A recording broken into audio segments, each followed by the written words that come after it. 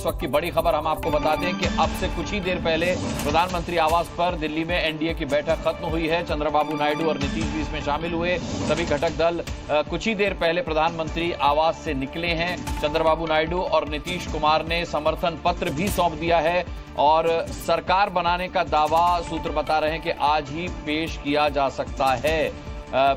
रविंद्र कुमार हमारे संवाददाता हमारे साथ इस वक्त जुड़े हुए हैं। रविंद्र, इस वक्त क्या अपडेट है और इस बात पर कितना भरोसा किया जाए कि आज ही ये दावा पेश होगा सरकार बनाने का?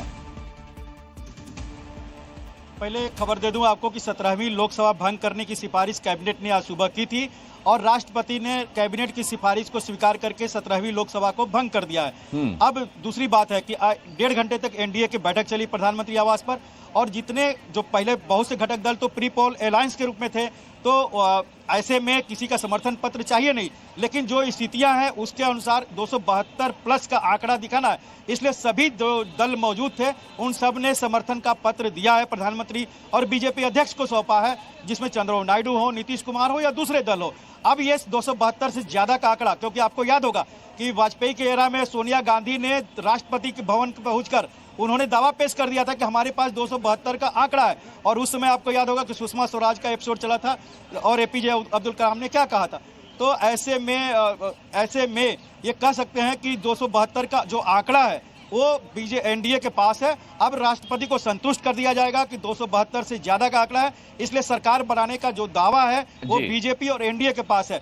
धीरेन्द्र, कल भी हमने संविधान विशेषज्ञों से बात की थी जिसमें उन्होंने कहा था कि भाई समर्थन पत्र की जरूरत नहीं है क्योंकि प्री पोल अलायंस है, लेकिन फिर भी घटक दल जो है वो समर्थन पत्र विपक्षी पार्टी को देकर के उनका दावा मजबूत कर सकते हैं। लेटर ऑफ इंटेंट देकर के उनका दावा इंडिया गठबंधन का मजबूत हो सकता है। तो क्या समर्थन पत्र की जरूरत ना होने के बावजूद भी बैठक में समर्थन पत्र इसलिए लिया गया है कि कहीं कोई शको शुबा था कि जा सकते हैं, छिटक सकते हैं नीतीश कुमार और चंद्रबाबू नायडू? हालांकि चंद्रबाबू नायडू की संभावना तो ना के बराबर थी, सबसे ज्यादा नीतीश कुमार पर ही नजर थी सबकी। बिल्कुल, देखिए चंद्रबाबू नायडू का मजबूरी भी है कि कांग्रेस के साथ नहीं जा सकते हैं। कांग्रेस को रिवाइव आंध्र प्रदेश में कतई नहीं होने देंगे, वाईएसआर कांग्रेस को ही अपना राइवल बनाएंगे वो। ऐसे में आईएनडीए गठबंधन में होने जाएंगे। नीतीश कुमार के बारे में ये संभावना जताई जा रही है क्योंकि पिछले 4-5 सालों में अगर देखा जाए तो उनके ऐसी स्थितियां आई है कि इधर से उधर वो कई बार पाला बदले, लेकिन नीतीश कुमार खुद कह चुके हैं कि वो कहीं अब नहीं जा रहे हैं एनडीए गठबंधन में। रैलियों में भी कहे हैं और प्रधानमंत्री के सामने भी उन्होंने कहा है। और एक दिन आपने देखा कि 4 जून रिजल्ट आने से पहले ही उन्होंने प्रधानमंत्री से मिलकर उन्हें आश्वस्त किया था कि नतीजे कुछ भी हो वो एनडीए के साथ रहेंगे। तो लेकिन इंटेंट देकर एक जो आईएनडीआई गठबंधन है उसकी संभावना खत्म करना कि हमारे पास आंकड़े हो सकते हैं।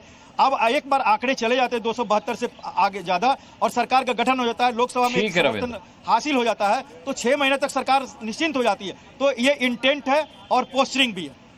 ठीक है रविंद्र, नजर रखिएगा राजनीतिक घटनाक्रम पर और दावा मजबूत हुआ है एनडीए का इस लेटर ऑफ इंटेंट के आने के बाद से। अब देखना यह होगा कि क्या आज ही सरकार बनाने का दावा पेश किया जाता है। आपसे फिर संपर्क करेंगे अपडेट के लिए। फिलहाल आपका बहुत बहुत धन्यवाद रविंद्र जानकारी के लिए। इसी के साथ यहां रुक रहे हैं एक बहुत छोटे से ब्रेक के लिए, कहीं मत जाइएगा, देखते रहिए जी न्यूज। तीसरी बार बनेगी एनडीए सरकार, किंग मेकर नीतीश के मन में क्या है? चंद्रबाबू नायडू ने क्या रखी डिमांड? कैसे बनेगी मोदी सरकार? सरकार बनाने के लिए बीजेपी के पास कौन कौन से विकल्प और कितने दूर कितने पास? क्या बीजेपी की संग से दूरी बनी गठबंधन सरकार की मजबूरी? देखिए राजनीति शाम 6 बजे मेरे साथ।